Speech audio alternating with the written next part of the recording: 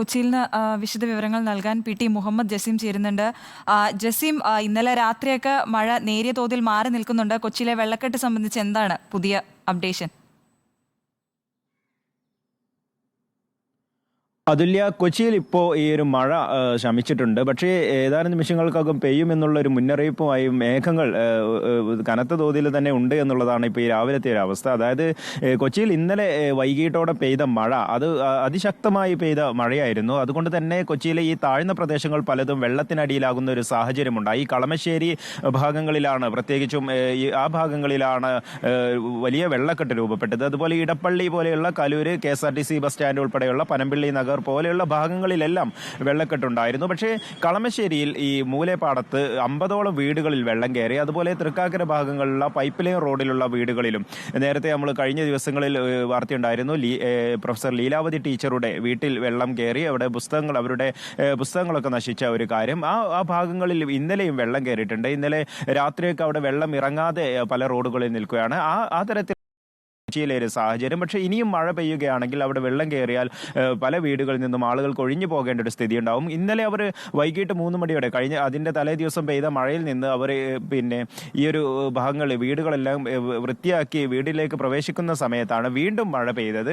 ഇങ്ങനെ ഒരു കനത്ത ദുരിതമാണ് ശരിക്കും ഈ എറണാകുളം ജില്ലയുടെ പല ഭാഗങ്ങളിലും കാണുന്നത്. വൈപ്പിൻ പ്രദേശങ്ങളിൽ, വൈപ്പിൻ്റെ ഈ തീരദേശ ഭാഗങ്ങളിൽ ഒരു കടൽക്ഷോഭം രൂക്ഷമാകുന്നുണ്ട് എന്നുള്ള ഒരു മുന്നറിയിപ്പുണ്ട്. പല ഭാഗങ്ങളിലും അതുമായി ബന്ധപ്പെട്ടുള്ള പ്രശ്നങ്ങളുണ്ട്. കൊച്ചി നഗരത്തിൽ വെള്ളക്കെട്ട് ഗതാഗതക്കുരുക്ക് രൂക്ഷമാകുമെന്നുണ്ട്. ഇന്നലെ രാത്രിയൊക്കെ ഗതാഗതക്കുരുക്ക് വലിയ തോതിൽ ജനജീവിതം ദുസ്സഹമാക്കുന്ന ഒരു സാഹചര്യമുണ്ടായിരുന്നു. മണിക്കൂറുകളോളം ആംബുലൻസുകൾ ഉൾപ്പെടെ റോഡിൽ കിടക്കേണ്ട ഒരു സാഹചര്യമുണ്ടായി.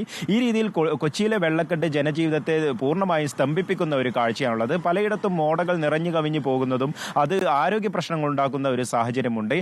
മേഘവിസ്ഫോടനമാണ് കൊച്ചിയിൽ കഴിഞ്ഞ ദിവസം ഉണ്ടായത് എന്നുള്ളൊരു കാര്യമുണ്ട്. അത് വിദഗ്ധർ തന്നെ, കുസാരിലെ വിദഗ്ധർ തന്നെ ഈ കാര്യത്തെ സ്ഥിരീകരിച്ചതാണ്. അതായത് കേരളത്തിൽ ഈ രീതിയിലുള്ള ഒരു മേഘവിസ്ഫോടനം ഉണ്ടാവുകയാണെങ്കിൽ കൊച്ചിയെ സംബന്ധിച്ചിടത്തോളം അത് താങ്ങാനാവുന്നതിനപ്പുറമാണ് എന്നുള്ളതാണ് കഴിഞ്ഞ ദിവസങ്ങളിലെ കാഴ്ച കാണിച്ചു വരുന്നത്. കാലവർഷം ഏതാനും ഇന്നത്തോടെ പ്രഖ്യാപിക്കുമെന്നുള്ള അല്ലെങ്കിൽ സ്ഥിരീകരിക്കുമെന്നുള്ള ഒരു കാര്യം പറയുമ്പോൾ തന്നെ ഈ കാലവർഷത്തെ സംബന്ധിച്ചിടത്തോളം അത് വരുമ്പോൾ എങ്ങനെയായിരിക്കും കൊച്ചി അതിനെ നേരിടുക എന്നുള്ള ഒരു വെല്ലുവിളി കൂടി മുമ്പിലുണ്ട്. ഇങ്ങനെയുള്ള ഒരു സാഹചര്യത്തിൽ അടിയന്തര യോഗം ഇന്നലെ ജില്ലാ കളക്ടർ NSK ഉമേഷിന്റെ നേതൃത്വത്തിലുള്ള ഒരു അടിയന്തര യോഗം ചേരുകയും കൊച്ചിയിലെ സ്ഥിതിഗതികൾ വിലയിരുത്തുകയും ചെയ്തിട്ടുണ്ട്. എങ്കിലും ഇത് എത്രത്തോളം പ്രാബല്യത്തിലാകും, എന്തായിരിക്കും ഇനിയുള്ള മുന്നോട്ടുള്ള ദിവസങ്ങളിൽ കാലവർഷം രൂക്ഷമാകുന്ന സാഹചര്യത്തിൽ എങ്ങനെയായിരിക്കും കൊച്ചിയെ മുന്നോട്ട് കൊണ്ടുപോവേണ്ടത് എന്നുള്ള കാര്യം കൂടിയുണ്ട്. കാരണം ഈ വെള്ളക്കെട്ട് തന്നെയാണ് പ്രധാന പ്രശ്നം ഇപ്പോഴും നേരിടുന്നത്.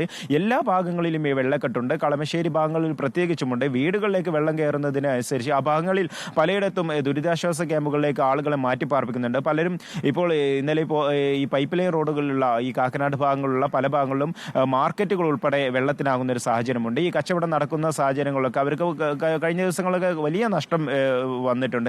ഇന്നും മഴയ്ക്കുള്ള സാധ്യതയുണ്ട്. യെല്ലോ അലർട്ട് ഈ ഒരു എറണാകുളം ജില്ല ഉൾപ്പെടെയുള്ള പല ജില്ലകളിലും യെല്ലോ അലർട്ട് തന്നെ പ്രഖ്യാപിച്ചിട്ടുണ്ട്. അതുകൊണ്ട് തന്നെ ഈ എങ്ങനെയായിരിക്കും മഴ ശക്തമാകുന്നതിനനുസരിച്ച് തന്നെ ഈ ഒരു ജനജീവിതം ദുസ്സഹമാകും എന്നുള്ള കാര്യമാണ് കൊച്ചിയിൽ നിന്നുള്ള ഒരു ആശങ്ക എന്നുള്ളതാണ് അതുല്യ. തീർച്ചയായും കൊച്ചിയിൽ ശക്തമായ മഴയ്ക്ക് ശമനമുണ്ടായിരിക്കുന്നു. പക്ഷേ ഇപ്പോഴും നഗരപ്രദേശങ്ങളിൽ ഉൾപ്പെടെ രൂക്ഷമായ വെള്ളക്കെട്ട് ഇപ്പോഴും നിലനിൽക്കുന്നുവെന്നാണ് പി.ടി. മുഹമ്മദ് ജസീം റിപ്പോർട്ട് ചെയ്യുന്നത്.